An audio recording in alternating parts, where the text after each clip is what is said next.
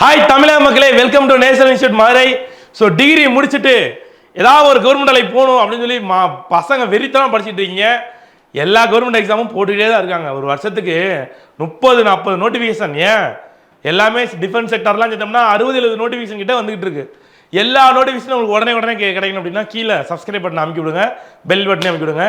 இப்போ பேங்க்ல ஒரு நோட்டிஃபிகேஷன் போட்டுருக்காங்க. இந்த IOB, Punjab bank, bank of பரோடாலாம் சேர்ந்து ஒரு 6000 வேகன்சி கிட்டக்க ஐபிஎஸ் எக்ஸாம் ஒன்று போட்டிருக்காங்க மக்களே. இது டிகிரி முடிச்ச எல்லாருமே எழுதலையா?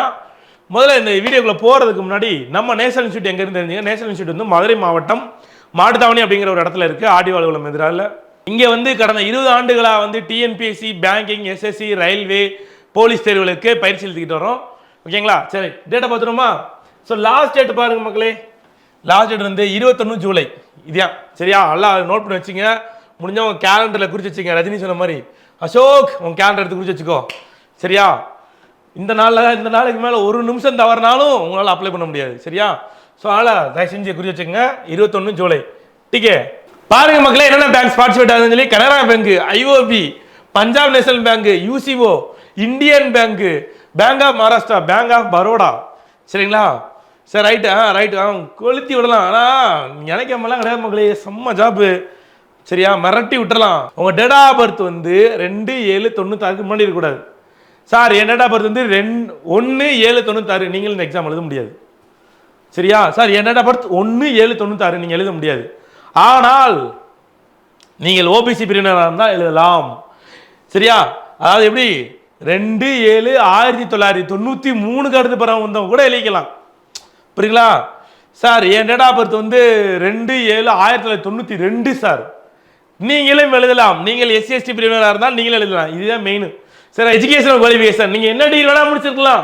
Any discipline. ஜென்ரல் இங்கிலீஷ் தவிர இது எல்லாமே தமிழ்லேயே எழுதிக்கலாம். சரியா?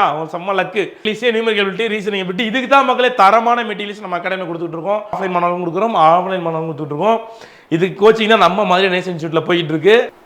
மக்களே, நீங்கள் பிலிம்ஸ் பாஸ் பண்ணா அப்படியே டப்புன்னு மெயின்ஸுக்கு போயிடலாம். மெயின்ஸ் பாஸ் பண்ணி டப்புன்னு ஆர்டர் வாங்கிட்டு வீட்டில் வந்து கொடுத்துட்டு சொந்தக்காரங்களை பூரா வெறுப்பேற்றி விட்டுலாம். சரியா? ஓகேங்களா? சரி பாருங்க மக்களே, இங்கிலீஷ் வந்து 30 கொஸ்டின் இருக்கும், நியூமெரிக்கல் எபிலிட்டி 35 இருக்கும், ரீசனிங் எபிலிட்டி 35 இருக்கும். இந்த இங்கிலீஷ் மட்டும் தான் இங்கிலீஷ் லாங்குவேஜில் நடக்கும். இது ரெண்டுமே வந்து என்னது, உங்களை ரீஜனல் லாங்குவேஜ். தமிழ்நாட்டுக்காரங்க தமிழ் எழுதிக்கலாம், கேரளாக்காரங்க மலையாளத்தில் எழுதிக்கலாம், அவ்வளோதான். பிலிம்ஸ் பாஸ் பண்ணுறவங்களுக்கு மெயின் எக்ஸாம் நடக்கும்.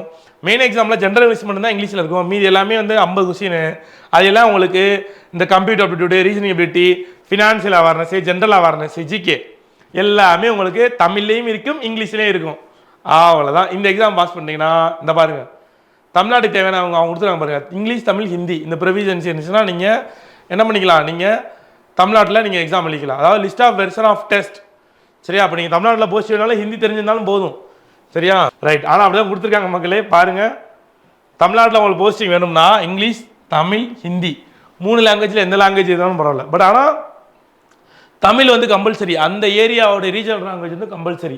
மக்களே, இந்த எக்ஸாமுக்கு வந்து மார்க் பார்த்துங்க. நீங்கள் ஆன்சர் பண்ணுற ஒவ்வொரு கொஸ்டினுக்கும் 1 மார்க் கொடுத்துருவாங்க. நீங்கள் தப்பாக ஆன்சர் பண்ணுற ஒவ்வொரு கொஸ்டினுக்கும் 1/4 மார்க், 0.25 மார்க் குறைச்சி விட்டுட்டே வந்துடுவாங்க. சரிங்களா? இப்போ நீங்கள் 4 கொஸ்டின் தப்பாக ஆன்சர் பண்ணிட்டீங்க, ஒரு கொஸ்டின் கரெக்டாக ஆன்சர் பண்ணிட்டீங்கன்னா அந்த ஒரு கொஸ்டின் மார்க்கும் சேர்த்து போயிடும். சரிங்களா? அதனால் கவனம் ஆன்சர் பண்ணுங்க. எக்ஸாம் ஃபீஸ் பாருங்க. SC, ST, PWD, ESM, DSM. சரிங்களா? இந்த கேண்டிடேட்ஸ்க்கு சரிங்களா 175 ரூபா. சரிங்களா? மற்ற எல்லாத்தையுமே வந்து 850 ரூபா இன்க்ளூடிங் சிஎஸ்டி. சரிங்களா? ஓகேங்களா? ஸோ இந்த எக்ஸாம் பற்றின உங்களை மேலான டவுட்ஸு, ஃபீட்பேக்கு, சஜஷன் எது இருந்தாலும் கீழே கமெண்ட் பண்ணுங்கள். சரியா? டிஸ்கிரிப்ஷனில் இருக்கிற நீங்கள் நம்மளுடைய நேஷனல் இன்ஸ்டியூட்டோட அஃபிஷியல் நம்பருக்கு நீங்கள் கான்டெக்ட் பண்ணி டவுட்ஸ் கேட்கலாம். இந்த தேர்வில் தமிழக மாணவர்கள் மகத்தான வெற்றியடைய மதுரை நேஷனல் இன்ஸ்டியூட் சார்பாக வாழ்த்துக்கள்.